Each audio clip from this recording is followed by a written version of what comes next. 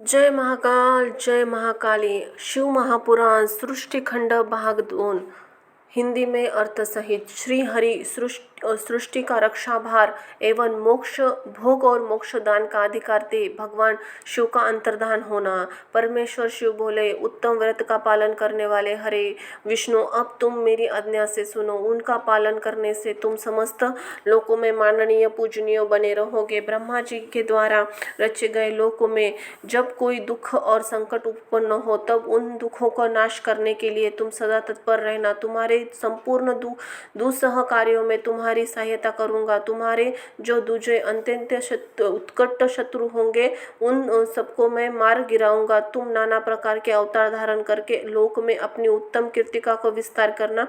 सबके उद्धार के लिए तुम तत्पर बनो। तुम रुद्र के हृदय में रुद्र ध्येय हो। तुम में और रुद्र में कुछ भी अंतर नहीं है। जो तुम रुद्र का भक्त होकर तुम्हारी निंदा करेगा उसका सारा पुण्यकाल तत्काल भस्म हो जाएगा। पुरुषोत्तम विष्णु तुमसे द्वेष करने के कारण मेरी आज्ञा उसको नरक में गिरना पड़ेगा। यह बात सत्य है, इसमें कोई संशय नहीं है। तुम इस लोक में मनुष्य के लिए विशेष भोग और मोक्ष प्रदान करने वाले भक्तों के ध्येय पूजकर प्राणियों का निरग्रह अनुग्रह करो। ऐसा कहकर भगवान शिव ने मेरा हाथ पकड़कर लिया और श्री विष्णु को सौंप कर उनसे कहा, तुम संकट के समय सदा ही इनकी सहायता करते रहना। सबके अध्यक्ष होकर सभी को भोग और मोक्ष करना। सर्वदा समस्त कामनाओं का साधक सर्वश्रेष्ठ बने रहना। जो तुम्हारी शरण में आया है वही निश्चय है शरण में आ गया है। जो मुझ पर और तुम में अंतर नहीं समझता वह अवश्य नरक में गिरता है।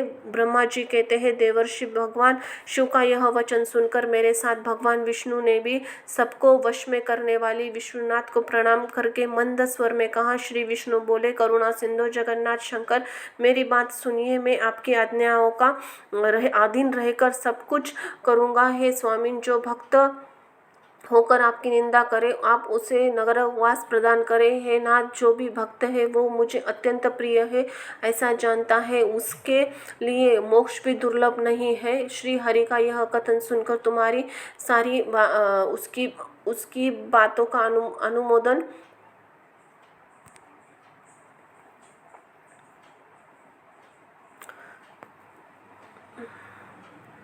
उसकी सारी बातों का श्री हरि बोले, उसकी सारी बात का अनुमोदन करता हुआ फिर नाना प्रकार के धर्मों का उपदेश देकर हम दोनों की हित इच्छाओं से हमें अनेक प्रकार के वर दिए। इसके बाद भक्त वत्सल भगवान शंभु कृपापूर्वक हमारी ओर देखकर हम दोनों को देखते देखते सहसा ही वही अंतर्धान हो गए। तभी इस लोक में लिंग पूजा का विधान चालू हुआ। लिंग में प्रतिष्ठित भगवान शिव को भोग है, मोक्ष देने वाले हैं। शिवलिंग के आदि जो वेद अर्धा है वह महादेव का स्वरूप है। लिंग साक्षात महेश्वर का लिंग का अधिष्ठान होने के कारण भगवान शिव को लिंग कहा गया है, क्योंकि उनमें निखिल जगत का लय होता है। महामुनि शिवलिंग का समीप कोई कार्य करता है तो उसके पुण्य फल का वर्णन करने में मुझ में शक्ति नहीं है।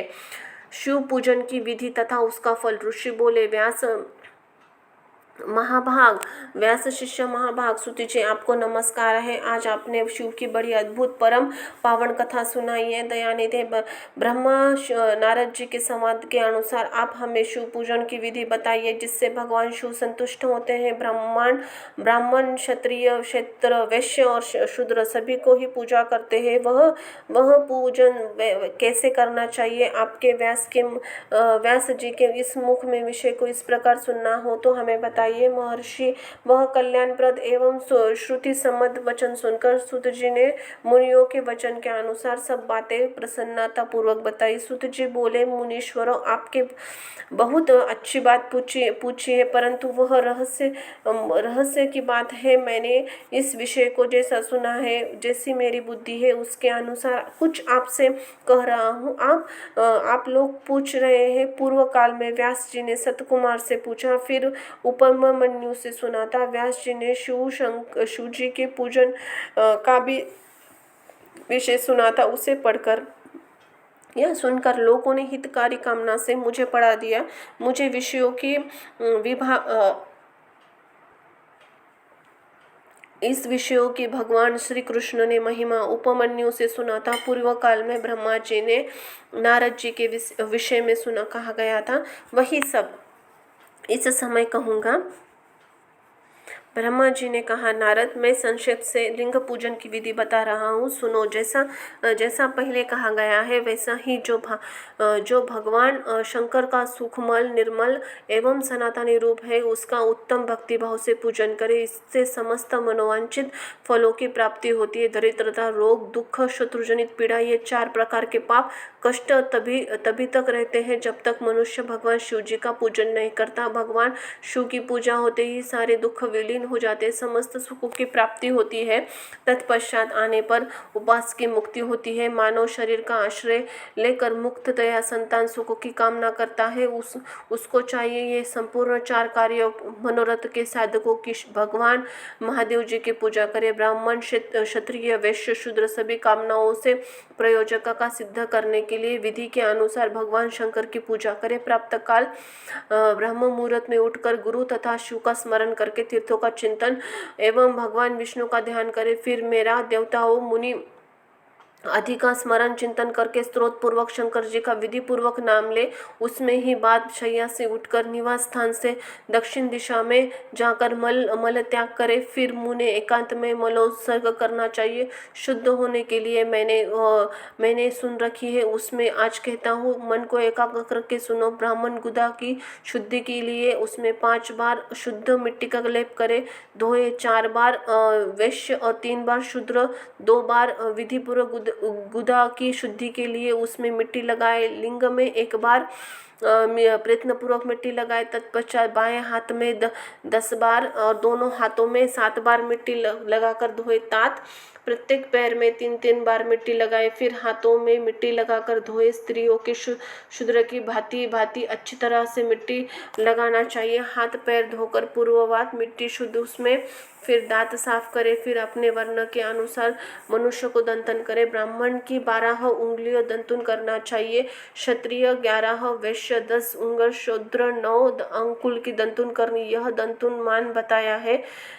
मनुस्मृति के अनुसार काल दोषी का वर्णन करने दंतुन का त्याग कर दे। पृष्टि, प्रतिपदा, अमावस्या, नवमी, व्रत का दिन, सूर्यास्त का समय, रविवार का श्राद्ध दिवस, ये दंत बंधन के लिए वर्जित है। इनमें दंतुन नहीं करना चाहिए। दंतुन के पश्चात तीर्थ, जलाशय आदि में जाकर विधि पूर्वक स्नान करने। विशेष काल आने पर मंत्रोच्चारण स्नान करना उचित है। स्नान करने के पश्चात आचमन करके फिर वह धुला हुआ वस्त्र धारण करे। फिर सुंदर एकांत में स्थान में बैठ के संध्या विधि का अनुष्ठान करे। यथा योग्य संध्या का पालन करके यथा पूजा का आरंभ करे। मन को सुधीर करके पूजा घर में प्रवेश करे। वहाँ पूजन आदि सामग्री आसन पर बैठे पहले न्यास आदि क्रमशः महादेव की पूजा करे। शिव जी पूजा से पहले गणेश जी द्वारपालों की, द्विगपालों की भली भांति पूजा करके देवताओं के पीठ स्थान की कल्पना करे अथवा अष्टकमल दल बनाकर पूजा द्रव्य के समीप बैठे और उस पर भगवान शिव को समीप स्थापित करे। तत्पश्चात 3 आचमन करके पुनः दोनों हाथ धोकर 3 प्राणायाम करके मध्यम प्राणायाम अर्थात कुंभम करते समय त्रिनय नेत्री भगवान शिव का ध्यान करे। उनके 5 मुख है, 10 भुजाएं, शुद्ध स्फटिका के समान उज्ज्वल कांति है। सब आभूषण उनके श्री अंगों के विभूषित करते तथा वे व्याघ्र चर्म चादर ओढ़ के रहते हैं। तथा ध्यान करते हैं वह यह भावना करे कि मुझ में इसमें समान रूप प्राप्त हो। ऐसी भावना करके मनुष्य सदा के लिए अपने पापों को भस्म कर डाले। इस प्रकार भावना से द्वारा शरीर शिव का धारण करके उन्हें परमेश्वर की पूजा करे। शरीर शुद्धि करके मूल मंत्रिका का न्यास करे अथवा सर्व प्राणायास या षंड ज्ञानास करे। ओम आद्यादि रूप से संपर्क वाक्य का प्रयोग करके पूजा आरंभ करे। पाद्य, अर्घ, आचमन पाद्यों का तैयार करके रखे।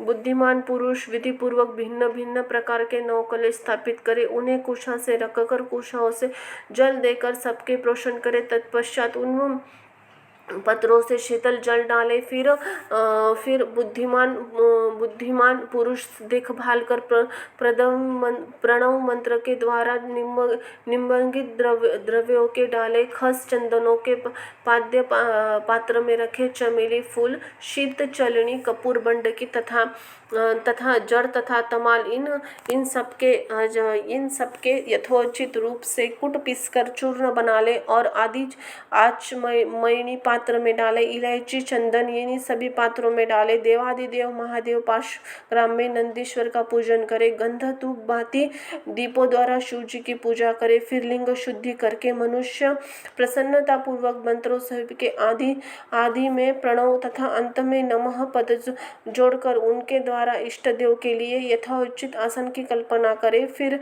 प्रणव से पद्यांश की कल्पना करके यह भावना करे, कमला पूर्व दल साक्षात अनामिका नामक ऐश्वर्य रूप तथा अविनाशी है। दक्षिण दल लघिमा है, पश्चिम दल महिमा है, उत्तर दल प्राप्ति है, अग्नि कोणा दल प्राकव्य है, नैऋत्य कोण का दल ईश्वर तत्व है, वायव्य कोणि का दल वैश्य तत्व है, ईशान्य कोणि का दल सर्वतज्ञ है। उस कलिका कर्णिका को सोम कहा जाता है। सोम के नीचे सूर्य है, सूर्य के नीचे अग्नि है, अग्नि के नीचे धर्म आदि के स्थान क्रमशः कल्पना करके पश्चात चारों अव्यक्त महतव्य अहंकार उन विकारों की कल्पना करे। सोम में अग्नि, सम, सत्व, रज, तम 3 गुणों की कल्पना करें। साथ ही सदोषात इत्यादि परमेश्वर शिव का आह्वान ओम वामदेवाय नमः इत्यादि वाम मंत्र से आसन पर विराजमान करे। ओम तत्पुरुषाय विद्महे इत्यादि रुद्र देवता इष्ट देवताएं सानंद्या प्राप्त करे। अघोराभ्य इत्यादि अघोर मंत्र से वह निरुद्ध करे। ईशान सर्व विद्यानाम इत्यादि मंत्र से आराध्य का पूजन करे। पाद्य आचमय अर्पित करके अर्घ दे। तत्पश्चात गंध चंदन मिश्रित जल से विधि पूर्वक रुद्रदेव का स्नान कराए। फिर पंच निर्मांगी विधि से पांचों द्रव्यों से एक पात्र में प्रणव से अभिमंत्रित करके उन मिश्रित गव्य पदार्थों द्वारा भगवान को नहलाए। तत्पश्चात पृथक पृथक दूध, दही, मधु, गन्ध से रस तथा नीचे नहलाकर सभी अभिमंत्रित दाता हितकारी पूजनीय महादेव के प्रणव का उच्चारण पूर्वक पवित्र द्वारा अभिषेक करे। पवित्र जलाशय में मंत्रोच्चारण करके जल डाले। डालने से पहले साधक श्वेत वस्त्र से उस जल को यथाउचित रीति से जान ले। उन सबको जल को जब तक दूर करे, तब जब तक इष्ट देव चंदन न चढ़ा ले, तब सुंदर अक्षतों द्वारा प्रसन्नता पूर्वक शंकर जी की पूजा करें। उन पर कुश, अपमार्ग, कपूर, चमेली, चंपा, गुलाब, श्वेत, कनेर, बाला और कमल, उपल आदि के भांति भांति अपूर्व पुष्प, चंदन चढ़ाकर पूजा करे। परमेश्वर शिव के ऊपर जला की धारा करते ऐसी व्यवस्था करे। जल के भांति पात्रों द्वारा महेश्वर को नहलाए। मंत्रों उच्चारण पूजा करने चाहिए, वह समस्त फलों को देने वाली है। हे तात, अब मैं तुम्हारे समस्त फलों को, कामनाओं को आदि देने वाले उन मंत्रों की पावन मंत्रों से, वाड्मय से मंत्रों से या रुद्र मंत्र तथा नील मंत्रों से, सुंदर पुष्प पुरुष से, सुर श्री सूक्त से, सुंदर अथर्वशीर्ष मंत्र से या भद्रा इत्यादि शांति मंत्र से, शांति संबंधी दूसरे मंत्र से, भांडू मंत्र से, अरुण मंत्र से, अभिष्ट मंत्र से तथा देव मंत्र से, अभि तत्वा इत्यादि रथ तामेर मंत्र से, पुरुष सूक्त से, मृत्युंजय तथा पंचाक्षर मंत्र से पूजा 1 सहस्त्र अथवा 101 जलधाराएं गिरने की अवस्था करे। यह सब वेद मार्ग से अथवा नाम मंत्रों से करनी चाहिए। तदनंतर भगवान शंकर के ऊपर चंदन फूल आदि चढ़ाए।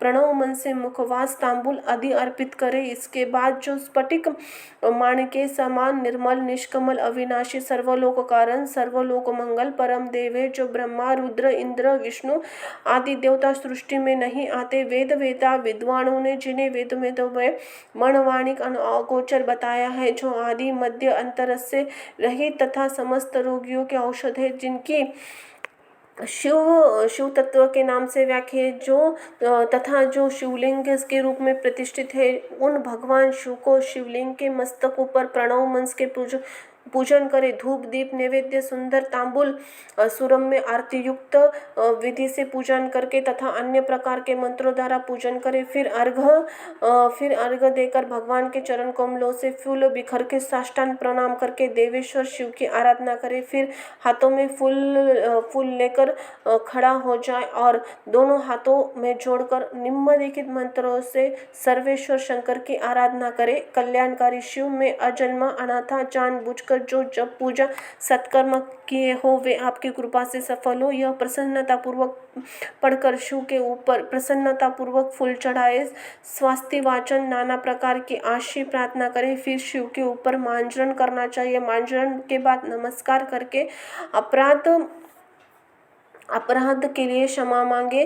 प्रार्थना करते हुए पुनरागम विसर्जन करना चाहिए। अद्या हो से प्रारंभ मंत्र का उच्चारण करके फिर नमस्कार करें।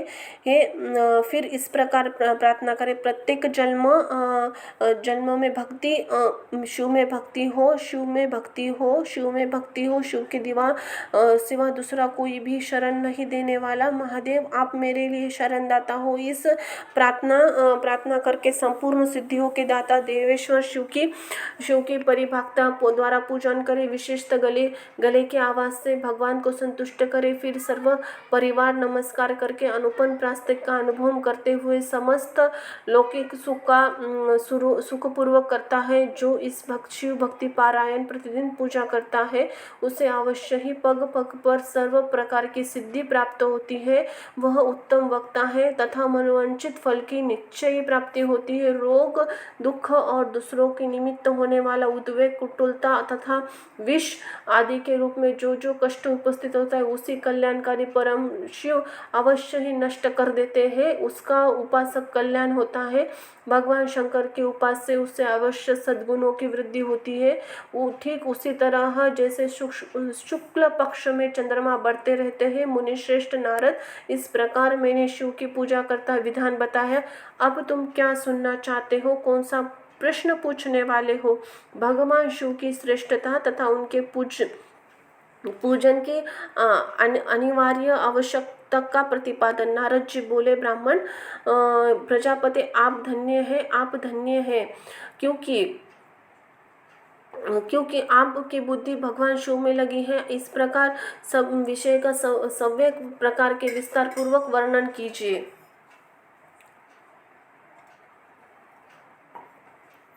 ब्रह्मा जी ने कहा, तात एक समय की बात है और मैं सब ओर से ऋषियों तथा देवताओं को बुलाकर सबको क्षीर सागर के तट पर ले आया, जहाँ सबके हित के साधन करने वाले भगवान विष्णु निवास करते हैं। वहाँ देवताओं को पूछने पर भगवान विष्णु के लिए शिव पूजन की एक श्रेष्ठता बताकर यह कहा कि एक मुहूर्त या एक क्षण भी जो शिव का पूजन नहीं किया जाता वह हानि है, वही महान छिद्र है, वही अंधापन है, वही मूर्खता है। जो भगवान शिव की भक्ति में तत्पर है, जो उनके मन से उन्हीं को प्रणाम करता है, उन्हीं का चिंतन करता है, उन्हीं के दुख भाग्य से भागी नहीं होता, जो महान सौभाग्यशाली पुरुष है, जो मनोहर भवन और सुंदर आभूषणों से युक्त स्त्रियां जिन्होंने मन को असंतोष से उतना ही धन पुत्र सनादि आरोग्य सुंदर और शील अलौकिक प्रतिष्ठा स्वर्गीय सुख अंत में मोक्ष रूप फल अथवा परमेश्वर शिव की भक्ति चाहते हैं, वे पूर्व जन्मों के महान पुण्य से भगवान सदाशिव की पूजा अर्चा में प्रवृत्त होते हैं। पुरुष नित्य भक्ति पारायण शिवलिंग की पूजा करता है, उसको सफल सिद्धियां प्राप्त होती है तथा वह पंचों पापों के चक्कर में नहीं पड़ता। भगवान के इस प्रकार उपदेश देने पर देवताओं के उन श्री हरि को प्रणाम किया। मनुष्य के समस्त कामनाओं की पूर्ति के लिए शिवलिंग उनके लिए प्रार्थना की। मुनि श्रेष्ठ उस प्रार्थनाओं को सुनकर जीवों के उद्धार में तत्पर रहने वाले भग विष्णु ने विश्वकर्मा को बुलाकर कहा, विश्वकर्मन तुम मेरी आज्ञा से संपूर्ण सुंदर शिव लिंग का निर्माण कर दो। विश्वकर्मा ने मेरी और श्री हरि के आज्ञा अनुसार उन समय देवताओं के अधिकार के अनुसार शिवलिंग बनाकर दिए।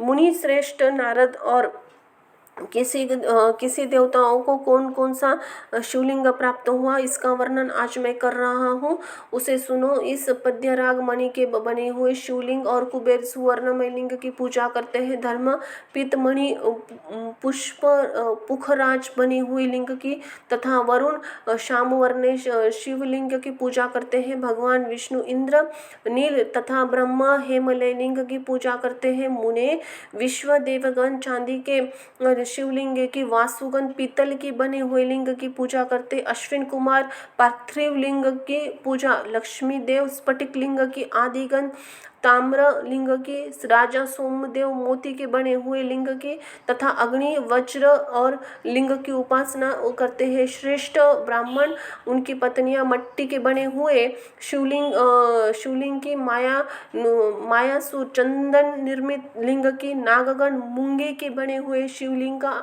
आदर पूर्वक पूजन करते हैं। देवकी मक्खीगण के बने हुए लिंग की, योगी जन भस्म लिंग की, यक्ष गण दीर्घ निर्मित लिंग की, छाया देवी आटे से बनाए हुए लिंग की और ब्रह्म पत्नी रत्नमय शिवलिंग की निश्चित रूप से पूजा करती है। बाणासुर पारद या पार्थिव लिंग की पूजा करता है। दूसरे लोग भी ऐसा करते हैं। ऐसे शिवलिंग बनाकर विश्वकर्मा ने विभिन्न लोगों को दिए तथा वे सब देवता प्रसन्नता उन लिंगों की पूजा करते हैं। भगवान विष्णु ने इस तरह देवताओं उनसे हित काम से शिवलिंग देकर मुझे पर्णकामिनी महादेव की पूजा की विधि ही बताई और विधि संबंधी विवेचनाओं के सुंदर देव शिरोमणि सहित ब्रह्मा हृदय में हर्ष लिए अपने धर्मानुसार गए। मुने मैंने आकर देवताओं ऋषि मुनों शिव पूज की विधि बताई जो संपूर्ण अभिविष्ट वस्तुओं को देने वाली है। उस समय मुझे ब्रह्मा ने देवता ही सहित तुम समस्त ऋषियों तुम प्रेम प्राणायण होकर सुनो। मैं प्रसन्नता पूर्वक तुमसे शिव पूज की तुम विधि का वर्णन करता हूँ जो भोग और मोक्ष देने वाली है। देवताओं मुनीश्वर समस्त जंतुओं में मनुष्य जन्म को प्राप्त कर प्राय दुर्लभ है। उनमें उत्तम जन्मों को कुलों में जन्म और भी दुर्लभ है। उत्तम कुलों में भी आचारवान ब्राह्मणों का उत्पन्न होना उत्तम पुण्य से भी संभव है। ऐसा यदि वैसा ही जन्म सुलभ है तो हो जाए। भगवान शिव ने संतोष के लिए उस कर्मणि का अनुष्ठान करे जो अपने वर्ण आश्रम के लिए शास्त्रों द्वारा प्रतिपादित है। जिस जातक के लिए जैसा कर्म बताया गया है उसका उल्लंघन न करे।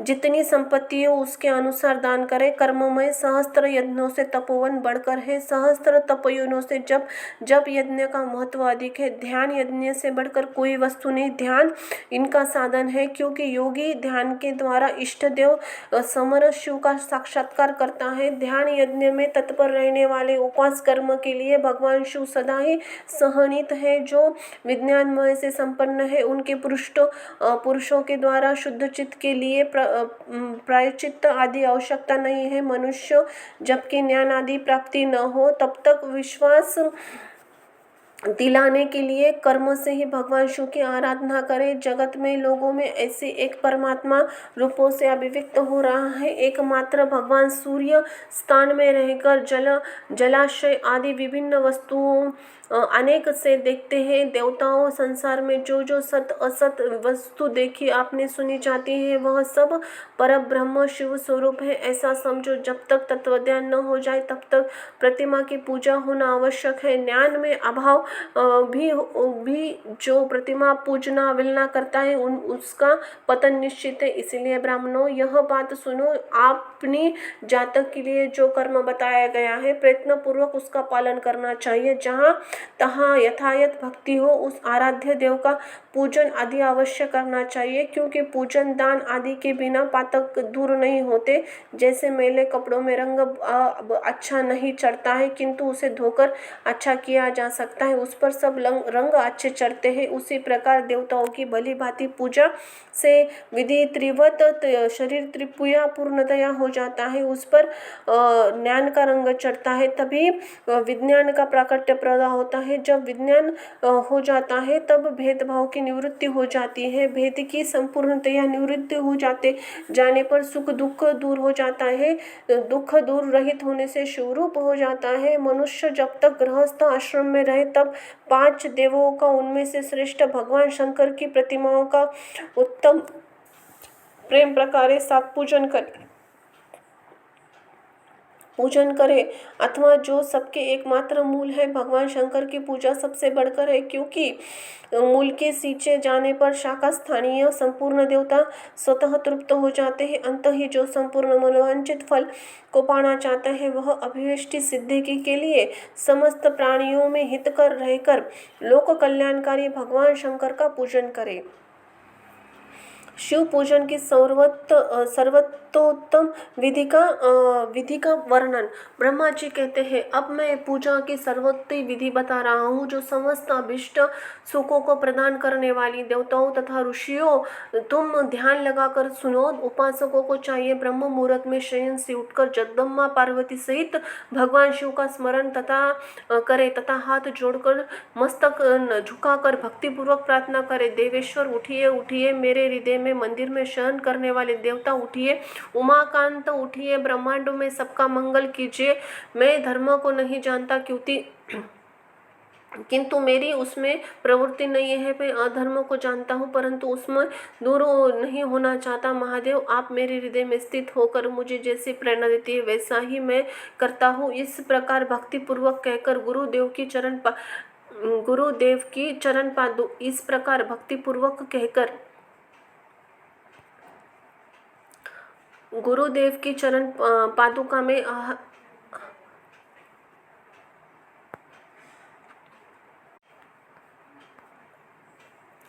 ब्रह्मांडों में सबका मंगल कीजिए। मैं धर्म जानता हूँ किंतु मेरी उसमें प्रवृत्ति नहीं है। मैं अधर्मों को जानता हूँ किंतु उससे दूर नहीं। महादेव, आप मेरे हृदय में स्थित होकर मुझे प्रेरणा देते वैसा ही मैं करता हूँ। इस प्रकार भक्तिपूर्वक कहकर गुरुदेव की चरण पादुओं का स्मरण करके गांवों से दक्षिणों में मलमूत्रों का त्याग करने के लिए जाए। मलमूत्रों का करने के बाद मिट्टी से जल से धोने के, शरीर की शल शुद्धि करने, हाथ पैरों के धोकर दंतुन करे। सूर्यदेव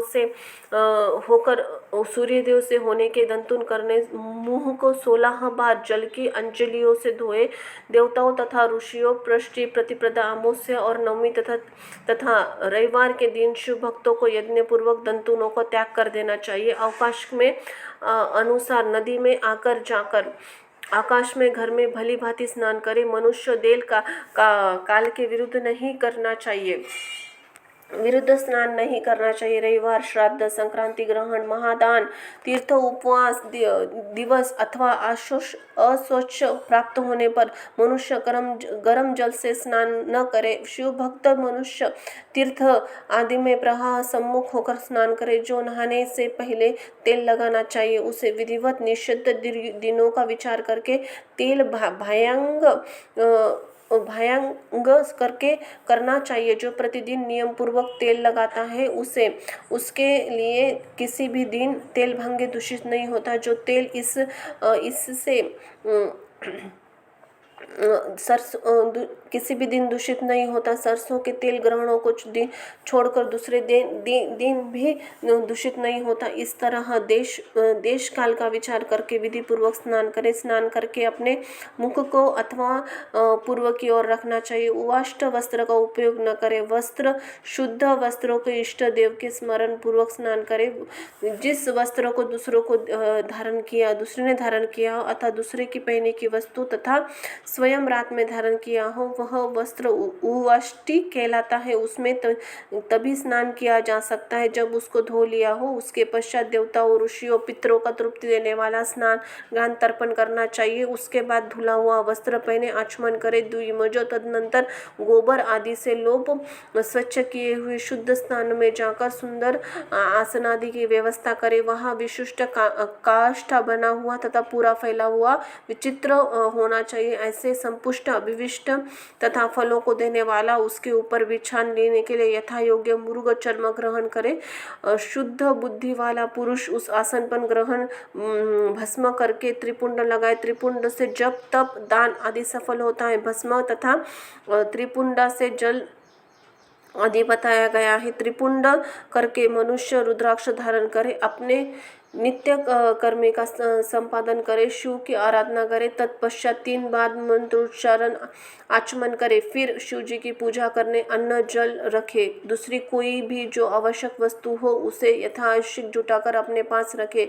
यथा पूजन सामग्री ग्रहण करके धैर्यपूर्वक स्थिर भाव से बैठे। फिर जल गंध अक्षत युक्त अर्ध पात्र देकर उसे दाहिने भाग में रखे। उसे उपचार की सिद्धि होती है। फिर गुरु पादु का स्मरण करके आज्ञा लेकर विधिवत संकल्प करे। अपने कामनाओं से अलग न रखते हुए पराभक्ति से परिवार शिव जी का पूजन करे। एक मुद्रा से दिखाकर सिंदूर उपचारों द्वारा सिद्धि बुद्धि सहित विघ्नहारी गणेश जी का पूजन करे। यक्ष लाभ से युक्त गणेश जी की पूजन नाम आदि में प्रणव तथा आदि में अंत में नमः जोड़कर नाम से आदि चतुर्थी का विभक्ति युक्त प्रयोग करते हुए करे। ओम गणपते नमः, ओम लक्ष लाभा युक्ताय सिद्धि बुद्ध्या हिताय गणपते नमः। तदनंतर क्षमा प्रार्थना करे। पुनः भाई कार्तिक के सहित गणेश जी का पराभक्ति से पूजन करके उन्हें बारंबार नमस्कार करे। तत्पश्चात यथा द्वार पर खड़े रहने वाले द्वारपाल महोदया का पूजन करने वाले सती साध्वी गिरिजा नंदी कुमारी का पूजन करे। चंदन कुमकुम तथा धूप आदि उपचारों द्वारा नाना शिवलिंग निवेद्य से पूजन करके नमस्कार करके तत्पश्चात साधन के शिव के समीप जाए। यथा संभव घर में मिट्टी सोना चांदी धातु अन्य पारे की आदि शिवलिंग की प्रतिमा बनाए और उस पे नमस्कार करके भक्ति पारायण उसकी पूजा करे। उसकी पूजा हो जाने पर सभी देवता पूजित हो जाते हैं। मिट्टी का शिवलिंग बनाकर विधि पूर्वक उसकी स्थापना अपने घर में रहने वाले स्थापना संबंधी नियमों का सर्वथा पालन करना चाहिए। भूत शुद्धि मातृकायनाश करके प्राण प्रतिष्ठा करे। शिवलों में दिग्पालों की स्थापना करके उनकी पूजा करे। घर में सदा मूत्र मलि का प्रयोग करके शिव मल मंत्रिका का प्रयोग करके शिव की पूजन करना चाहिए। वहाँ द्वारपालों पूजा का यथा सर्वथा नियम नहीं है। भगवान शिव के समीप अपने लिए अवसन आसन की व्यवस्था करे। उस समय उत्तरामुख बैठकर फिर आचमन करे। उसके बाद हाथ जोड़कर प्राणायाम करे। प्राणायाम काल में मनुष्य को मूल मंत्र की 10 आवृत्ति करनी चाहिए। हाथ में आवृत्ति हाथों से 5 मुद्राएं दिखाए पर पूजा का आवश्यक अंग है। मुद्राओं का प्रदर्शन ही मनुष्य पूजा विधि का अनुनंतर करे। तदनंतर वहाँ दीप निवेदन गुरु को नमस्कार करे। पद्यासन भद्रासन बैठकर उत्तासन प्रयाग का आसन आश्रय लेकर सुखपूर्वक बैठे। पुनः पूजनी का प्रयाग करे। अर्ध पात्र से उत्तम शिवलिंग का प्रलक्षण करे। मान को भगवान शिव से अन्यत्र न ले जाकर पूजन सामग्री को अपने पास रखकर निम्नलिखित मूल मंत्र से महादेव जी का आह्वान करे। जो कैलाश शिखर पर निवास करते हैं, पार्वती जी के पति है, समस्त देवताओं के उत्तम है, जिनके स्वरूप शास्त्रों में यथायथ वर्णन किया गया है, निर्गुण होते हुए भी गुण रूप है, जिनके 5 मुख है, 10 भुजाएं, प्रत्येक मुखमंडल में 3-3 नेत्र है, जिनकी ध्वजा पर वृषभ का चिन्ह अंकित है, अंक कांति कपूर के समान गौर है, दिव्य रूपधारी चंद्रमा रूपी मुकुट से सुशोभित तथा सिर पर जटाजूट धारण करते हैं, जो कि हाथा की खाल पहनते हैं, व्याघ्र चर्म ओढ़ते हैं, जिनका शुभ स्वरूप शुभ है, जिनके अंगों में वासुकी नाग आदि लिपटे हैं, पिंगांग आयुध धारण करते हैं, जिनके अंगों में 8 सिद्धियां निरंतर रहती नृत्य करते रहती है, भक्तिमय जय जयकार करते हुए जिनकी सेवा में लगे रहे, दुजसह जिनके कारण जिनकी और देखना भी कठिन है, देवताओं सेवित संपूर्ण प्राणियों को शरण देने वाले, जिनका मुख विरांदा प्रसन्नता से खिला हुआ, वेदों और शास्त्रों ने यथायथ गान किया, विष्णु ब्रह्मा भी जिनकी स्तुति करते हैं, जो परमानंद है, उन भक्तवत्सल शंभु शिव का मैं आह्वान करता हूँ। इस प्रकार शांब शिव का ध्यान करते हुए उनके आसन दे चतुर्थ पद्य से क्रमशः कुछ अर्पित करें।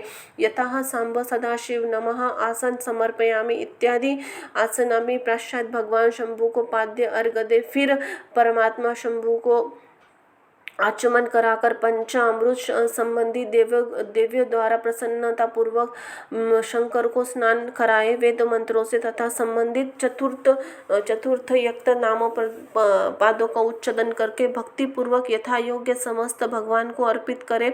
अभिष्ट द्रव्य के शंकर के ऊपर चढ़ाए। फिर भगवान शंकर को वारुण स्नान कराइए। स्नान करने के पश्चात श्री अंगों में सुगंधित चंदन अन्य द्रव्यों के यज्ञ लेप करे। फिर सुगंधित जल से इनके ऊपर जलधारा गिराकर अभिषेक करे। वेद मंत्रों से षडंग अंकुरों से शिव के 11 मंत्रों का यथायथ जलधारा चढ़ाकर वस्त्र से शिवलिंगों की अच्छी तरह से पोंछे। फिर आचमन जल दे वस्त्र समर्पित करे। नाना प्रकार के मंत्रों द्वारा शिव को तिल जौ गेहूं मूंग उड़ीद अर्पित करे। फिर 5 मुख वाले परमात्मा शिव को फूल चढ़ाए।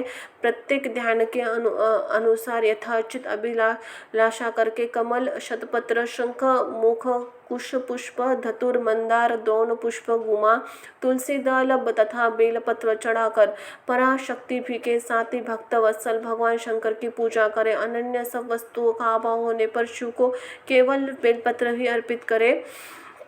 बेलपत्र समर्पित होने से शिव जी की पूजा सफल होती है। तत्पश्चात सुगंधित चूर्ण तथा सुगंधित तेल इतर विविध वस्तुएं हर्ष के साथ भगवान शिव को अर्पित करें। प्रसन्नता पूर्वक गूगल और अरुकी की आदि की धूप निवेदन करें। शंकर जी को घी से भरा हुआ दीपक दे। इसके बाद निम्नलिखित मंत्रों से भक्ति पूर्वक अर्घ्य दे। भाव भक्त वस्त्र द्वारा उनका मार्जन करे। अर्ध मंत्र है प्रभो शंकर आपको नमस्कार है, आप इस अर्घ्य को स्वीकार करके मुझको दीजिए, यश दीजिए, भोग दीजिए, भोग रूपी मोक्ष फल रूप प्रदान कीजिए। इसके बाद भगवान शिव को भांति भांति के उत्तम नैवेद्य व्रत अर्पित करके नैवेद्य पश्चात प्रेम पूर्वक आचमन करके तदनंतर स्वयं ओपन तांबूल बनाकर शिव को समर्पित करे। फिर 5 बत्ती की आरती बनाकर भगवान को दे। उसके संख्या इस प्रकार है। पैरों में 4 बार नाभि मंडल के सामने 2 बार मुख के समक्ष 1 बार तथा संपूर्ण अंगों में 7 बार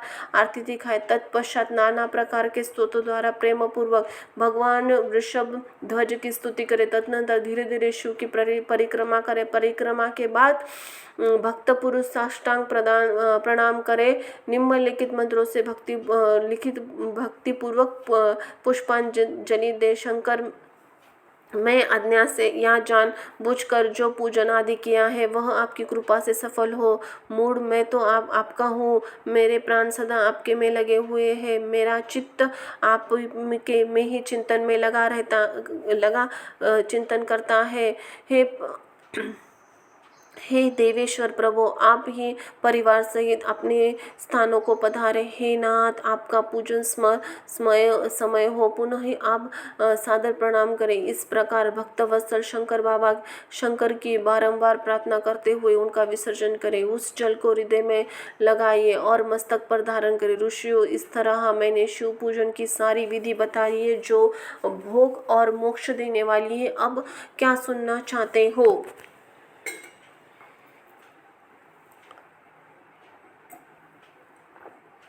विभिन्न पुष्पों और अन्नों तथा जल आदि धाराओं से शिव जी की पूजा का महात्म्य। ब्रह्मा जी बोले, नारद, जो लक्ष्मी प्राप्ति की इच्छा करता है वह कोमल बेलपत्र शतपत्र शंख पुष्पों से भगवान शिव की पूजा करे। ब्राह्मण, यदि 1 लाख की संख्याओं में लाख की पुष्पों द्वारा भगवान एक प्रस्थ कहा गया है। एक सहस्त्र शतपत्र आदि परिभाषा कही है। 16 पलकों का एक प्रस्थ होता है, 10 टंकों का एक पल। इसमें एक पत्र पुष्पों आदि को तोलना चाहिए। जब पूर्वत्र संख्या वाले पुष्पों की शिव जी की पूजा की जाती है, शिव जी की तब सकाम पुष्पों से संपूर्ण अभिष्ट फल प्राप्त कर लेता है। यदि उपास में इनमें कोई भी काम ना हो तो पूर्वोक्त पूजन से शुरूप हो जाता है। मृत्युंजय मंत्र का जब 5 लाख जब पूरा हो जाता है तब भगवान शिव का प्रत्यक्ष दर्शन देते हैं। 1 लाख जब से शरीर की शुद्धि होती है, दूसरे लाख से पूर्व जन्म के बातों का स्मरण होता है, तीसरे लाख पूर्ण होने से संपूर्ण काम्य वस्तुएं प्राप्त होती है, चौथे लाख जब से होने पर स्वप्न में भगवान शिव का दर्शन होता है और 5वें लाख जब से ही वो पूरा होता है, भगवान शिव का उपासक संपूर्ण तत्काल प्रकट हो जाते हैं। इसी प्रकार 10 लाख जब हो जाए तो संपूर्ण फल की प्राप्ति होती है। जो मोक्ष के अभिलाषा लगता है वह 1 लाख दाबोदारा शिव जी का पूजन करे। मुनि श्रेष्ठ, सर्वत्र ही लाख की ही संख्या समझनी चाहिए। आयु की इच्छा करने वाला 1 लाख ध्रुवों द्वारा पूजन करे। जिसकी पुत्र की अभिलाषा हो वह धतूरे की 1 लाख फूलों की पूजा करे। लाल डंठल वाला धतूरा पूजने में शुभदायक माना गया है। अगस्त्य 1 लाख फूलों से पूजा करने वाला पुरुषों को महान यश की प्राप्ति होती है। तुलसी दल से शिव जी की पूजा करे तो उपभोगों वाला मोक्ष को तुलसी दलों से शिव जी की पूजा करे तो उपासकों को भोग और मोक्ष दोनों सुलभ होता है। लाल और सफ़ेद आग, अपमार्ग और श्वेत कमलों की 1 लाख फूलों द्वारा पूजा करने से उसे भी फल और भोग और मोक्ष की प्राप्त होती है। जपा अड़हल के 1 लाख फूलों से हुई पूजा शत्रुओं की मृत्यु देने वाली होती है। खरवासी 1 लाख फूल शिव के उपायजों में लगने वाली, यहाँ रोगों का उच्चाटन करने वाली, बंदूक दुरुपहाया के पूजाओं में करने वाली आभूषण प्राप्ति होती है। चमेली की शिव की पूजा करने से मनुष्य वाहनों का उपलब्ध करता है, इसमें संशय नहीं है। आलसी के फूलों के महादेव का पूजन करने वाला मनुष्य विष्णु को प्रिय होता है। शमी पत्र के पूजन मनुष्य मोक्ष प्राप्त कर लेता है। बेलों पे फूल चढ़ाने वाला मनुष्य शिव जी को अत्यंत प्रिय और शुभ लक्षणा पत्नी प्रदान करता है। जूहे के फूलवा से फूला जाए किया जाए तो घर में कभी अन्न की कमी नहीं होती। करेने के फूलों से पूजा करने पर मनुष्य की वस्त्र की प्राप्ति होती है। सेदुआरी शेफालिका के फूला से शिव जी का पूजन किया जाए, मन निर्मल होता है। 1 लाख बेलपत्र चढ़ाने से मनुष्य की अपनी सारी काम्य वस्तुएं प्राप्त कर लेता है। हरि श्रृंगार के फूलों की पूजा करने से सुख समृद्धि प्राप्त होती है। वर्तमान वस्तुओं पैदा होने वाले फूल आदि शिव की सेवा में समर्पित किए जाए, मोक्ष देने वाली, इसमें संशय नहीं है। राई के फूल शत्रुओं को मृत्यु प्रदान करने वाली होती है। इन फूलों में 1 लाख फूल लाख की संख्या में चढ़ाया जाए तो इसमें भगवान शिव की प्रचुर फल देने प्रदान करते हैं। चंपा और केवड़े को छेड़कर शेष सभी फूल भगवान शिव जी को चढ़ाए जा सकते हैं। विप्रदेव महादेव जी के ऊपर चावल चढ़ाने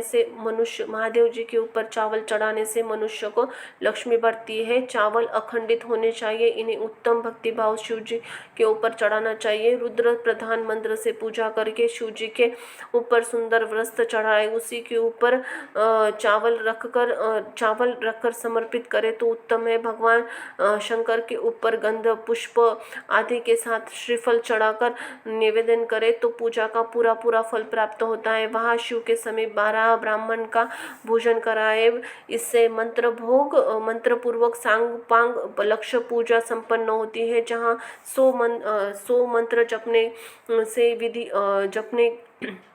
का विधान हो, तिलों द्वारा शिव जी का 1 लाख आहुति दी जाए अथवा 1 लाख तिलों से शिव जी की पूजा की जाए तो वह बड़े बड़े पातकों का नाश करने वाली होती है। जो द्वारा शिव जी की पूजा की जाए तो स्वर्ग में वृद्धि करने वाला ऋषियों का कथन है। गेहूं से बने हुए एक पकवान से हुई शिव जी की शंकर जी की पूजा निश्चय उत्तम फल देने वाली मानी गई है। उसमें से लाख बार पूजा की उसके संतान की वृद्धि होती है। मुख से पूजा की जय भगवान सुख प्रदान करते हैं। प्रियंक कंकवणी द्वारा सर्वाध्यक्ष परमात्मा शिव जी का पूजन कर मात्र से उपासक के धर्म अर्थ काम भोग की वृद्धि होती है तथा वह समस्त सुखों को देने वाली हर के पत्तों से अरहर के पत्तों से श्रृंगार करके भगवान शिव जी की पूजा करें। यह पूजा नाना प्रकार के सुखों संपूर्ण फलों के देने वाली है और मुनि श्रेष्ठ फलों की लक्ष्य संख्या का तोल बताया जाता है। प्रसन्नता पूर्वक सुनो। सूक्ष्म मानता का प्रदर्शन करने वाली व्यास जी ने एक प्रहस्त शंख पुष्पों का लाख बताया गया है। 11 प्रहस्त चमेली के फूल हो तो वही 1 लाख फूलों का मान कहा गया है। जूही के 1 लाख फूलों की भी वही मान है। राई के 1 लाख फूलों का मान वही 5 प्रस्त है। उपासकों को चाहिए वही निष्काम होकर मोक्ष के लिए भगवान शिव की पूजा करे। भक्ति भाव से विधि पूर्वक शिव जी की पूजा करने से भक्तों के पीछे जलधारा समर्पित करनी चाहिए। ज्वर में जो मनुष्य प्रताप करता है उसकी शांति के लिए जलधारा शुभदायक मानी गई है। शतरुद्र मंत्र से रुद्र की 11 ही पाठों से रुद्र जप से पुरुषोक्त 6 ऋचा वाले रुद्र सूक्त से महामृत्युंजय जप से गायत्री मंत्र से अथवा शिव शक्तोक्त नाम से प्रणव अंत में नमः पद का जोड़कर बने मंत्रों से जलधारा अर्पित करें। सुख और संतक की वृद्धि की बनाए जलधारा पूजन उत्तम बताया गया। उत्तम भस्म धारण करके उपासनों को प्रेम पूर्वक नाना प्रकार के एक दिव्य मंत्रों द्वारा शिव जी की पूजा करनी चाहिए और शिव जी के ऊपर सहस्त्र नामों की धारा चढ़ानी चाहिए। ऐसा करने से वंश का विस्तार होता है, इसमें संशय नहीं है। यदि इस प्रकार 10,000 मंत्रों से शिव जी का पूजन किया जाए तो वह प्रेम समूह रोग की शांति करता है। उपासकों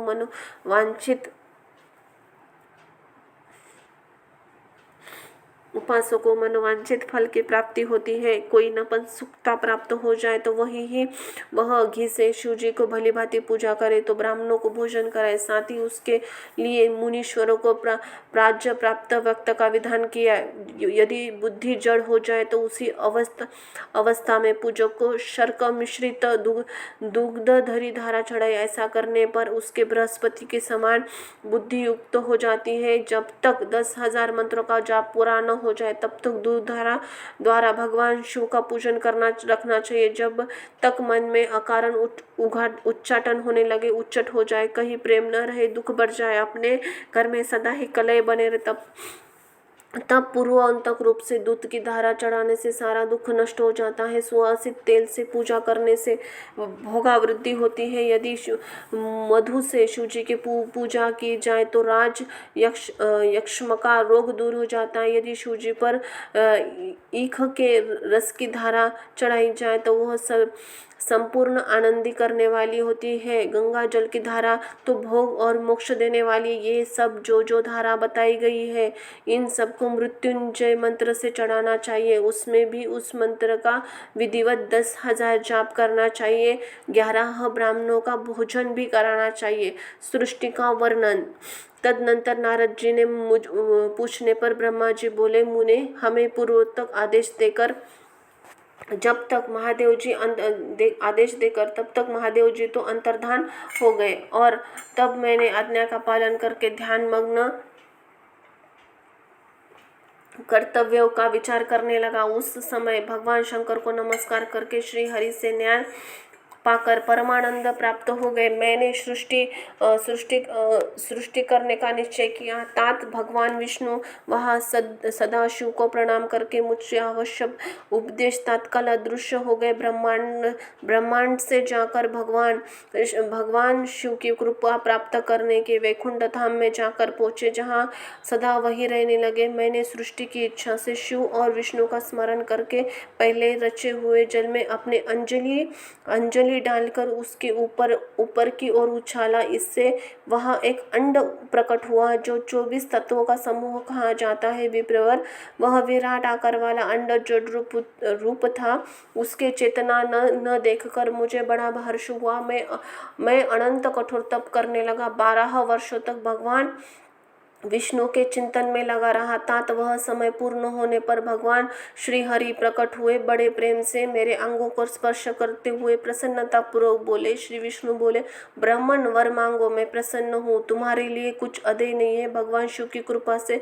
मैं सब कुछ देने में तुम्हें समर्थ हूँ। ब्रह्मा बोले, अर्थात मैंने कहा, महाभाग, आपने जो मुझ पर कृपा की है वह सर्वथा उचित है, क्योंकि भगवान शंकर ने मुझके आपके हाथों में सौंप दिया है। विष्णु, आपको नमस्कार है। आज मैं आपसे कुछ मांगता हूँ, उसे दीजिए। प्रभु, विराट रूप 24 तत्वों से बना है। अंड किसी तरह चेतन नहीं हो रहा है, जड़ीभूत देता है। हरे, इस समय भगवान शिव की कृपा से आप यहाँ प्रकट हुए। अंत ही शंकर जी की सृष्टि शक्ति विभूति से प्राप्त हुए और चेतन की चेतना लाइए। ऐसा कहने पर शिव की आज्ञा से तत्पर रहने वाले महाविष्णु ने अनंत रूप का आश्रय ले अंड में प्रवेश किया। उस समय उन पुरुष के सहस्त्रों का मस्तक, सहस्त्रों नेत्र और सहस्त्र पर पैर थे। उन्होंने भूमि का सब ओर से घेर उस अंडों को व्याप्त कर लिया। मेरे द्वारा भली भांति स्तुति जानने पर श्री हरि विष्णु ने अंड में से प्रवेश किया। तब 24 तत्वों के विकार रूप अंड संचेतन हुआ। पाताल से लेकर सत्य लोक तक की अधिवादी वाले उस अंड के रूप में वहां साक्षात श्री हरि विराजमान लगे। उस विराट अंड में व्यापक होने से वे प्रभु वैराज पुरुष कहलाइए। पंचमुख महादेव केवल अपने रहने के लिए सुरम में कैलाश नगर का निर्माण किया, जो सब लोगों से ऊपर सुशोभित था। देवर्षि, संपूर्ण ब्रह्मांड का नाश हो जाने पर श्री कृष्ण भी वैकुंठ और कैलाश, इन दोनों धामों का नाश कभी नहीं होता। मुनि श्रेष्ठ, मैं सत्य लोगों का आश्रय लेकर कहता हूँ, तात महादेव जी की आज्ञा से ही मुझ में सृष्टि की रचना करने की इच्छा उत्पन्न हुई। बेटा, जब सृष्टि की इच्छा चेतन से करने से लगा, उस समय पहले मुझसे अजन्मा ही पाप पूर्ण तमोगुणी सृष्टि का प्रादुर्भाव हुआ, जिसे अविद्या पंचक अथवा पंच तत्व अविद्या कहते हैं। तदनंतर प्रसन्न चित्त होकर शंभु की आज्ञा से मैं पुनः आसक्त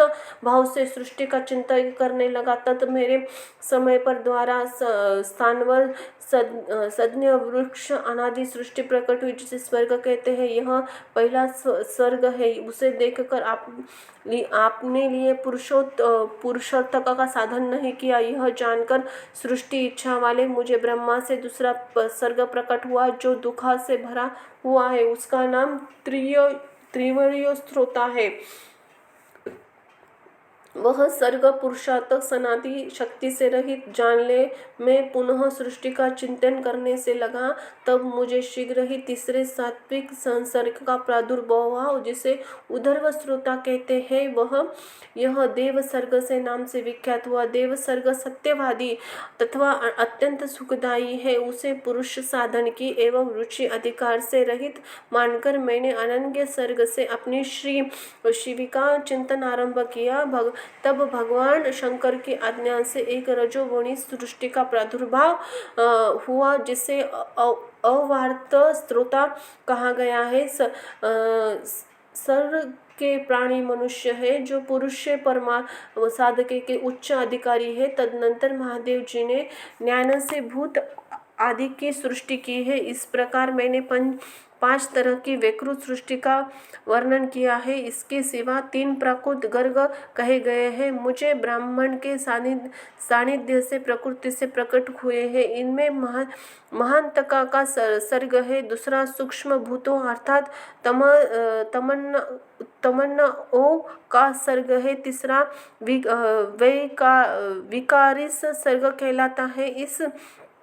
इस तरह ये 3 प्राकृतिक सर्ग है। प्राकृतिक और वैकृत दोनों प्रकार के सर्गों को मिलाने से 8 सर्ग होते हैं। इनके सिवा 9वां कौमार सर्ग है, जो प्राकृत विकृत भी है। इन सबको अवतार भेदी का वर्णन नहीं किया जा सकता, क्योंकि उसका बहुत ही थोड़ा है। अब मैं द्वाजिक सर्वी का प्रतिपादन, इसका दूसरा नाम कुमार सर्ग है, जिसमें सनक संतनक कुमारी का महत्व सृष्टि हुई है। सनक आदि मेरे 4 मानस पुत्र हैं, जो ब्रह्मा के समान है। वे महान वैराग्य से संपन्न तथा उत्तम व्रत का पालन करने वाले, उनका मन सदा भगवान शिव के चिंतन में लगा रहता है। वे संसार के विमुख एवं ज्ञानी है। उन्होंने मेरे आदेश पर देने पर सृष्टि के कार्य में मन नहीं लगाया। मुनि श्रेष्ठ नारद और सतकामी कुमारों के दिए हुए नकारात्मक उत्तर को सुनकर मैंने बड़ा भयानक क्रोध किया। उस समय मुझ पर मोह छा गया। उस अवसर पर मैंने सदा मन ही मन भगवान विष्णु का स्मरण किया। वे शीघ्र ही आए। उन्होंने समझाते हुए कहा, तुम भगवान शिव की प्रसन्नता के लिए तपस्या करो। मुनि श्रेष्ठ श्री हरि ने मुझे ऐसी शिक्षा दी है। तब मैं महाघोर एवं उत्कृष्ट तप करने लगा। सृष्टि के लिए तपस्या करते हुए दोनों भुवों से नासिकाओं मध्य भाग से जो अपना भी अभिमुक्त नामक स्थान है, महेश्वर की 3 मूर्तियां अन्यतम पूर्णावश सर्वेश्वर दयासागर भगवान शिव अर्धनारीश्वर रूप में प्रकट हुए, जो जन्म रहित तेज राशि सर्वज्ञ सर्वश्रेष्ठ है। नील रोहित नामधारी साक्षात उमावल्लभ शंकर को सामने देख बड़ी भक्ति से झुका। उनकी स्तुति करने से मैं प्रसन्न हुआ। उन देवादिदेव ईश्वर से बोला, प्रभु आप भली भांति जीवों की सृष्टि कीजिए। मेरी बात सुनकर देवादिदेव महेश्वर ने रुद्र ने आपने बहुत प्रकार से रुद्रगण की सृष्टि की। तब मैंने आपने श्री महेश्वर की महारुद्रा से फिर कहा, देव आपने जीवन भोग से युक्त हो। मुनि श्रेष्ठ मेरी यह बात सुनकर करुणा ने सागर महादेव हंस पड़े और तत्काल बोले, महादेव जी ने कहा, विधात मैं जन्म और मृत्यु के भय से युक्त अब शोभन जीवितों की सृष्टि नहीं करूंगा, क्योंकि कर्म भोग से आदि दुख में समुद्र में डूबे रहेंगे। मैं तो दुखों के सागर में डूबे हुए उन जीवों के उद्धार मात्र करूंगा। गुरु का स्वरूप धारण करके उत्तम ज्ञान प्रदान कर उन सब के सागर संसार से पार कराऊंगा। प्रजापति दुख में सागर में डूबे हुए सृष्टि पार कराऊंगा। मेरी आज्ञा से इस कार्य में प्रवृत्त हो सके, तुम्हें यह माया बांध नहीं सकेगी। ऐसा कहकर श्रीमान भगवान नील रहित महादेव देखते देखते पादहर्षों के साथ वहां से तत्काल ही तिरोहित हो गए। स्वयं भू मुनि शतरुद्रापि ऋषियों की तथा दक्ष कन्याओं की संतानों की वर्णन तथा सती शिव का पात का प्रतिपादन। ब्रह्मा जी कहते हैं, नारद तदनंतर मैंने शतमात्रा आदि मनुष्य भूतों के स्वयं ही पंचकृत करके अर्थात उन पांचों का भस्मन सम्मिश्रण करके उनमें से स्थूल आकाश वायु अग्नि जल पृथ्वी की सृष्टि पर्वतों समुद्रों वृक्षों आदनों का उत्पादन किया। कैलाश से लेकर युगों पर्यंत जो काल विभाग है उनकी रचना की। मुने उत्पत्ति विनाश वाले और बहुत से पदार्थों से मैंने निर्माण किया, परंतु मुझे संतोष नहीं हुआ। तब सांब शिव का ध्यान करके मैंने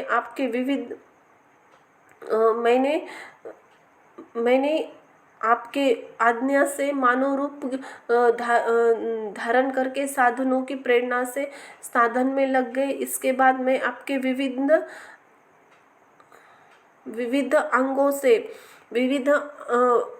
आपके अंगों से देवता असुर देवता के रूप में असंख्य पुत्रों की सृष्टि करके उन्होंने भिन्न भिन्न शरीर प्रदान किए। मुने तदनंतर अंतर्यामी भगवान शंकर की प्रेरणा से शरीर में 2 भागों में विरिक्त करके मैंने 2 रूप वाला हो गया। नारद आधे शरीर में स्त्री हो गया, आधे इसमें पुरुष। उस पुरुष में स्त्री के गर्भ से सर्वसाधारण समर्थ उन्मत्त जोड़ों का उत्पादन किया। उस जोड़ों में से पुरुष था स्वयं भयम नाम से प्रसिद्ध हुआ। स्वयं भू मनु उच्च कोटि के साधक हुए और जो स्त्री हुई वह शतरूपा कहलाई। वह योगिनी यमन तपस्वी के नाथ से मुनि ने वैवाहिक विधिवत से अत्यंत सुंदरी शतरूपा का पानी ग्रहण किया और उससे वे मैथुन जनित सृष्टि उत्पन्न करने लगे। शांत रूप से शांत रूप से साधन पारायण पुरुषलों की सृष्टि अपने दोनों नेत्रों से, मारीचों के हृदय से, भृगुओं के सिर से, अंगिकारों से, व्यान वायु से, मुनि श्रेष्ठ पुलहाको, उदान वायु से, पुलस्थों को, समान वायु से, वाशिष्ठों को, आपन वृकुत से, दोनों कानों से, अत्रओं से, प्राणों से, दक्षों के गोद से, तुमको छाया से, कृदम मुनियों को तथा संकल्प समस्त साधनों साधन धर्मों को उत्पन्न किया। मुनि श्रेष्ठ, इस तरह साधन उत्तम साधनों की सृष्टि करने वाले महादेव जी महादेव जी की कृपा से मैंने आपकी कृपा किया। तत्पश्चात संकल्प से उत्पन्न हुए मेरी धर्म, मेरी प्रियवत और उत्पानपाद नामक 2 पुत्र, 3 कन्याएं उत्पन्न की। कन्याओं के नाम आकृति, देवहूति, प्रसूति। मुनि ने आकृति का विवाह प्रजापति रुचि के साथ किया। मछली पुत्री देवहूति का कर्म दाह व्याह से विवाह किया। उत्पादी का सबसे छोटी बहन प्रसूति का प्रजापति दक्ष को दे दी। उनकी संतान परंपराओं से चराचर जगत व्याप्त है। रुचिस के अग्रभ यज्ञ से दक्षिण नामक ऋषि स्त्री पुरुष का जोड़ा उत्पन्न हुआ। यज्ञ के गर्भ से 12 पुत्र मुने। कर्दम में देवहूति के गर्भ से स्त्री पुत्रियां उत्पन्न हुई। दक्ष की पुत्रियों से 24 कन्याएं हुई। उनमें से श्राद्ध 13 कन्याओं का विवाह दक्ष ने धर्म के साथ कर दिया। मुनीश्वर धर्म की उन पत्नियों के नाम सुनो: श्रद्धा, लक्ष्मी, धृति, तुष्टि, स्पृष्टि, मेधा, क्रिया, बुद्धि, लज्जा, वसु, शांति, सिद्धि, कीर्ति। ये सब 13 नाम है। इनमें से छोटी जो शेष 11 सुलोचनाएं थी, उस प्रकार उनके नाम है: ख्याति, सती, संभूति, स्मृति, प्रीति, क्षमा, संगति, अनुसया, ऊर्जा, स्वाहा तथा स्वधा। भृगु, शिव, मरीचि, अंगिरा, मुनि, पुलह, मुनिश्रेष्ठ, क्रतु, अत्रि, वशिष्ठ, अग्नि, पितरों ने क्रमशः इन ख्याति, अग्नि आदि कन्याओं का पानी ग्रहण किया। भृगु आदि मुनिश्रेष्ठ साधन है। इन साधनाओं से चराचर प्राणियों सहित सारी त्रिलोकी भरी है। इस अंबिकापति महादेव जी ने आज्ञा से अपने पूर्व कर्मों अनुसार बहुत से प्राणी असंख्य द्वेज के रूप में उत्पन्न हुए। कल्प भेद से इनके 60 कन्याएं बताई गई है। उनमें से 10 कन्याओं का विवाह उन्होंने धर्म के साथ किया। 27 कन्या चंद्रमा को ब्याह दी विधि पूर्वक। 13 कन्या दक्ष ने कश्यप के हाथ में दे दी। नारद ने उन्होंने 4 कन्याएं श्रेष्ठ रूप वाले तीर्थ अरिष्टमेय को ब्राह्मण अरिष्टनेमि को ब्याह दी। अंगिरा और कृषा को 2 कन्याएं अर्पित की। उन स्त्रियों से उनका पतियों द्वारा बहुसंख्य चराचर प्राणियों उत्पन्न हुई। मुनिश्रेष्ठ दक्ष ने महात्मा कश्यप ने जिन 13 कन्याओं का विधि पूर्वक दान किया था, उनमें से उनकी संतानों में सारी त्रिलोकी व्याप्त है। स्थानवर जगम की कोई सृष्टि नहीं है और जो कश्यपा की संतानों से शून्य है।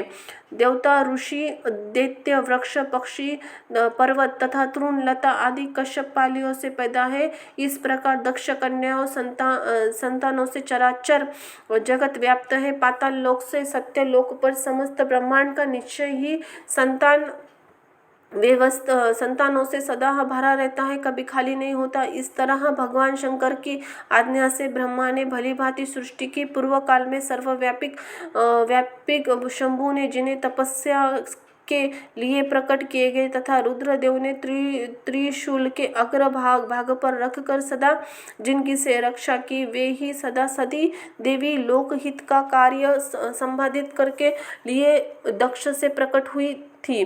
उन्होंने भक्ति के उद्धार के लिए लीलाएं की। इस प्रकार देवी शिवा ही सती होकर भगवान शिव से व्याही गई, किंतु पिता के यज्ञ में पति का अपमान देख उन्होंने अपना शरीर त्याग दिया, फिर उससे ग्रहण नहीं किया। वे अपने परम धाम को प्राप्त हो गई। फिर देवताओं की प्रार्थना से शिवा पार्वती रूप में प्रकट हुई। बड़ी भारी तपस्या करके पुनः भगवान शिव को उन्हें प्राप्त कर लिया। मुनीश्वर एवं जगत में अनेक नाम से प्रसिद्ध हुई। उनका नाम कालिका, चंडिका, भद्रा, चामुंडा, विजया, जया, जयंती, भद्रकाली, दुर्गा, भगवती, कामाख्या, कामदा, अम्बा, मुंडानी, सर्वमंगला आदि नाम से है, जो भोग और मोक्ष देने वाली है। ये नाम और उनके गुण कर्मों के अनुसार है। मुनि श्रेष्ठ नारद इस प्रकार सृष्टिकर्मा के वर्णन किया। ब्रह्मांड का सारा भाग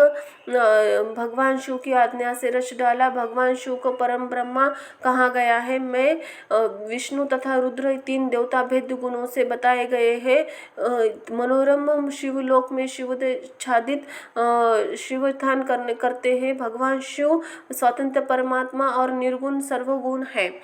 यज्ञ दत्त कुमारों, भगवान शिव की कृपा से कुमेर प्राप्ति तथा उनकी भगवान शिव के साथ मैत्री। सुत जी मुनीश्वरों, ब्रह्मा जी की यह बात सुनकर नारद जी विनय पूर्वक उनकी अपनी भक्तवत्सल भगवान शंकर कैलाश पर्वत पर कब गए, महात्मा कुबेर के साथ उनकी मैत्री कब हुई,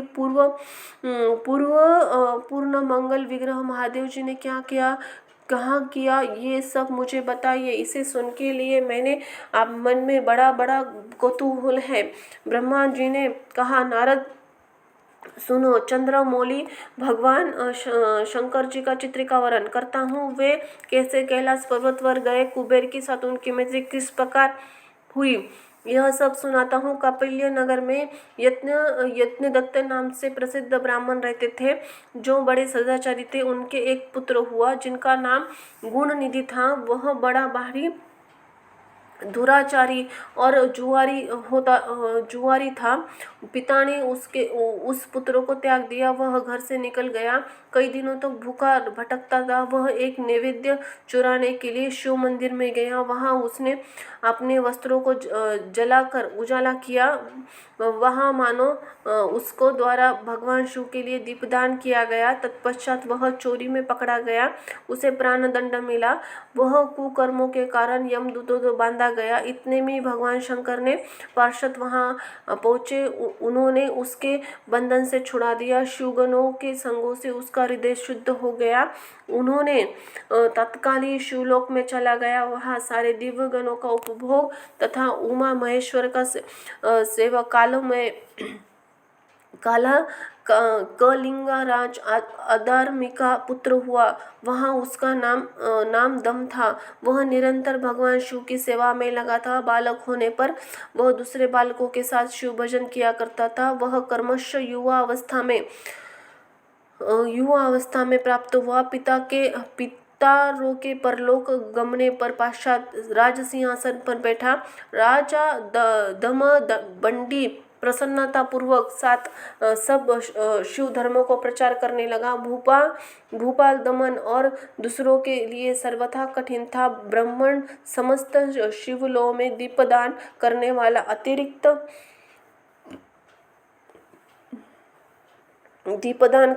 अतिरिक्त वे दूसरे किसी धर्म को नहीं जानते थे। उन्होंने अपने राज्य में रहने वाले समस्त ग्रामाध्यक्षों को बुलाकर ग्रह आज्ञा दी। शिव मंदिरों में दीपदान करना सबसे अनिवार्य होगा। जिस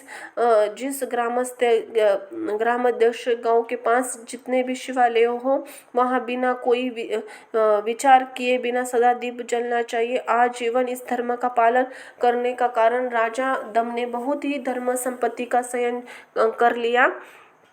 फिर वे काल धर्म के अधीन हो गए। दीपदान करने से युक्त होने के कारण शिवालय से बहुत से दीप जलवाए। फलस्वरूप जन्म जन्मांतर रत्न दीपों के प्रभाव के आश्रय अली का पुत्र के स्वामी हुए। इस प्रकार भगवान शिव के लिए उन्होंने थोड़ा सा भी पूजन आराधना का समय अनुसार महान फल देता है। ऐसा जानकर उत्तम सुख की इच्छा रखने वाला लोगों का शिव का भजन करना चाहिए। ऐसा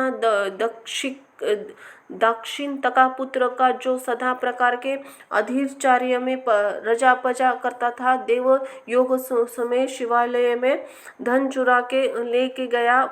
उसने स्वार्थवश अपने कपड़ों की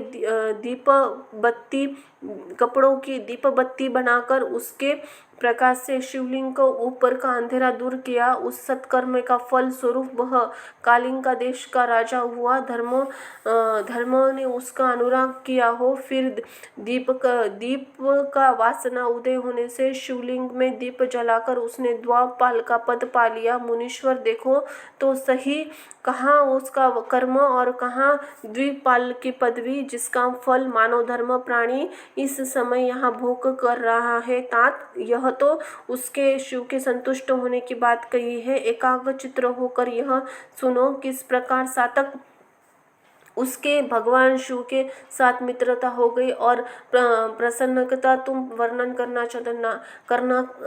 करता हूँ। नारद पहलो के पाद्य कल्प की बात है। मुझे ब्राह्मण के मानस पुत्र पुलस्त्य का विश्व का जन्म हुआ। विश्व के पुत्र वैश्रवण कुबेर हुए।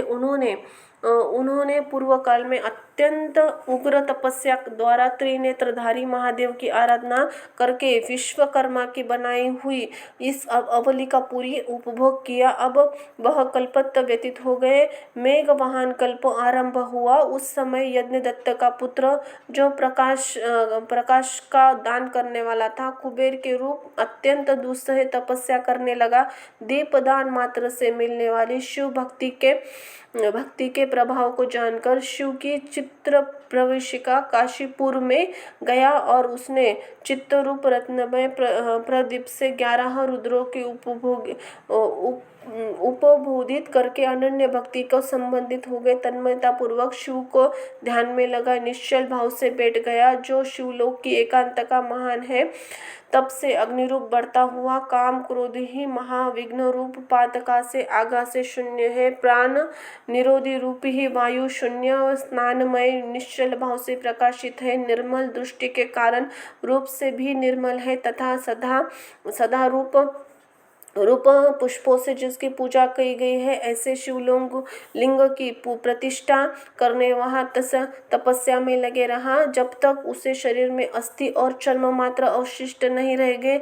इस प्रकार उसने 1000 वर्षों तक तपस्या की। तदनंतर विशाल साक्षी पार्वती के साथ भगवान विश्वनाथ कुबेर के पास आए। उन्होंने प्रसन्न चित्त से आकाश अकला पालती और देखा। शिवलिंग में एकाग्र होकर ढूंढे कालठी स्थिर भाव से बैठे। भगवान शंकर ने कहा, अकाल पते, मैं वर देने के लिए उन्मत्त हूँ, अपने मनोरथ बताओ। यह वाणी सुनकर तपस्या ध्यानी कुबेर ने जो आंखें खोली, देखा उमा वल्लभ भगवान नीलकंठ सामने खड़े हुए हैं। उदय काल के तपस्या सूर्य से भी अधिक तेजस्वी थे। उन्होंने मस्तक पर चंद्रमा चांदनी बिखरे थे। भगवान शंकर के उसने आंखें चंदिया गई और उसकी तेज प्रवाहित हो गया। उसके नेत्र बंद करके मनोरथ से परे विराजमान देवेश्वर शिवजी बोले, नाथ, मैं नेत्रों की दृष्टि शक्ति दीजिए जिससे आपके चरण विंदों का दर्शन हो सके।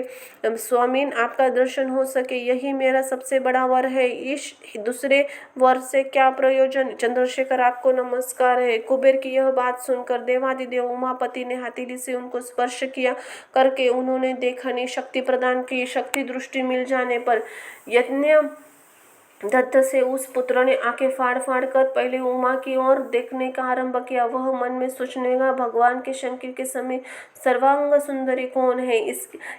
इसने कौन सा ऐसा तप किया है जो मेरी भी तपस्या से बढ़ गया है? यह रूप, यह प्रेम, यह सौभाग्य, असीम शोभा, अद्भुत शोभा। यह ब्राह्मण कुमार बार बार कहने लगा। जब बार बार यही कहता हुआ क्रूर दृष्टि से देखने लगा, तब वांग से अवलना से उसकी बाई आग फूट गई। तदनंतर देवी पार्वती ने महादेव से कहा, प्रभु, यह दुष्ट तपस्वी बार बार मेरी ओर देखकर क्या बक रहा है? आप इसकी तपस्या तेज को प्रकट कीजिए। देव की यह बात सुनकर भगवान शिव ने हंसते हुए उनसे कहा, उमे, यह तुम्हारा पुत्र है, यह तुम्हें क्रूर दृष्टि से नहीं देख सकता, अपितु तुम्हारी तप संपत्ति का वर्णन कर रहा है। देवी से ऐसा कहकर भगवान शिव पुनः ब्राह्मण कुमार से, बस मैं तुम्हारे तपस्या से संतुष्ट होकर वर देता हूँ, तुम्हें निधि योनि के स्वामी, ग्रहों के राजा हो जाओगे, सुव्रत यक्ष किन्नरों राजाओं के भी राजा होकर पुण्य जन्मों का पालक, सबके लिए धन के धनी बने रहोगे। मैं नित्य तुम्हारे निकट निवास करूंगा, मित्र तुम्हारी प्रति बढ़ाने के लिए अकाल के पास रहूंगा। आओ इन उमा देवी के चरणों के साष्टांग प्रणाम करो, क्योंकि तुम्हारी यह माता है, महाभक्त यज्ञ दत्त कुमार।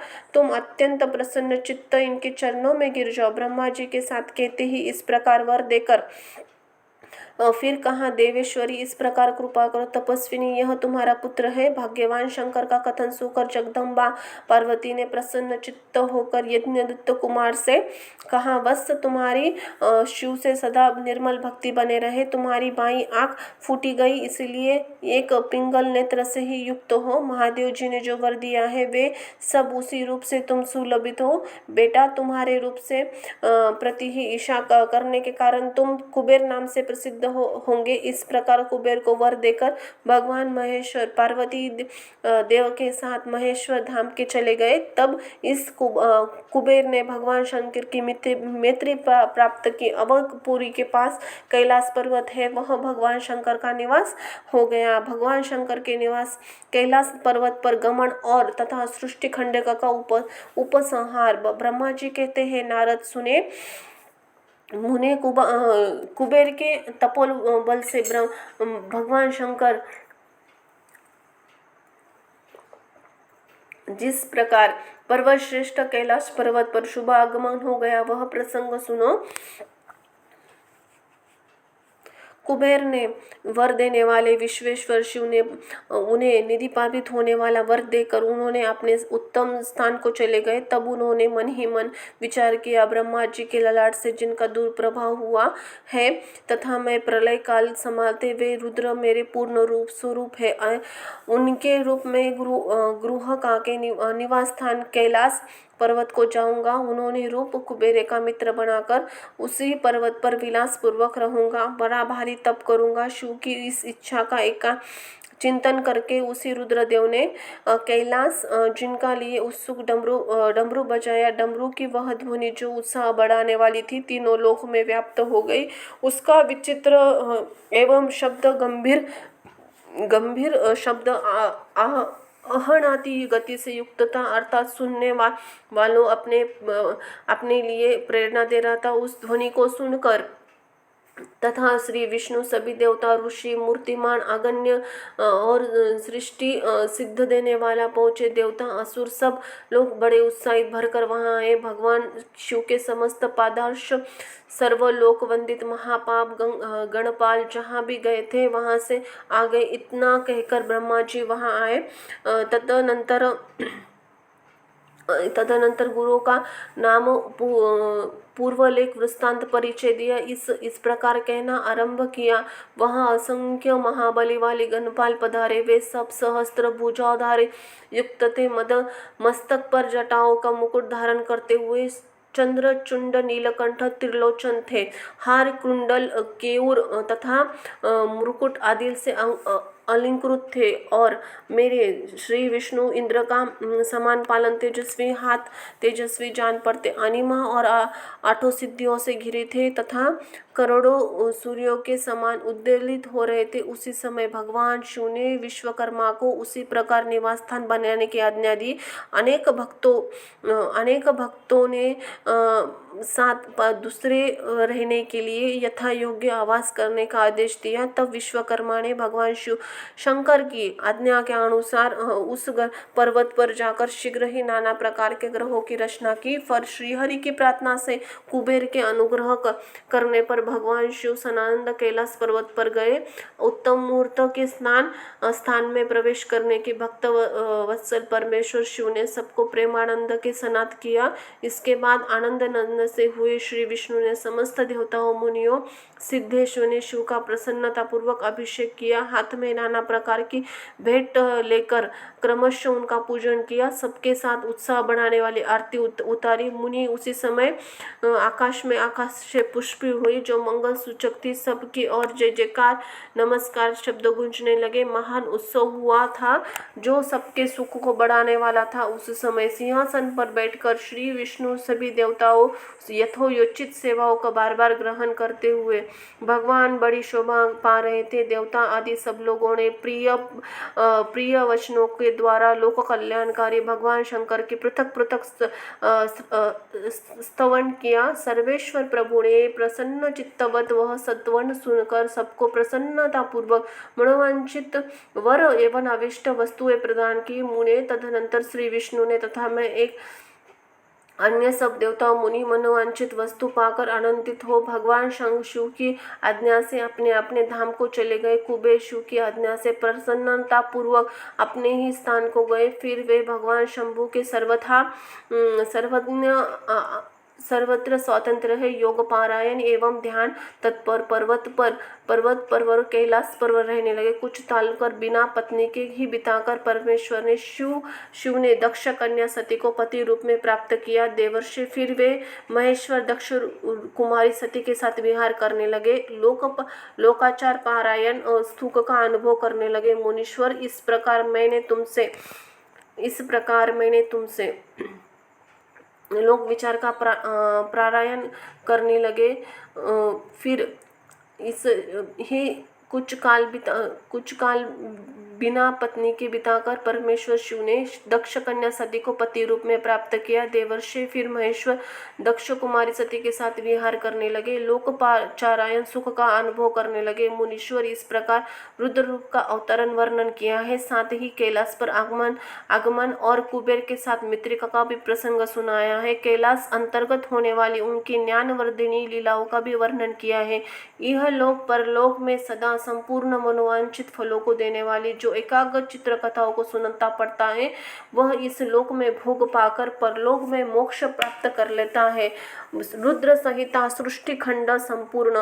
बोलो हर हर शिव शंभो। जय महाकाल जय महाकाली आदि शक्ति उदय उदय। धन्यवाद।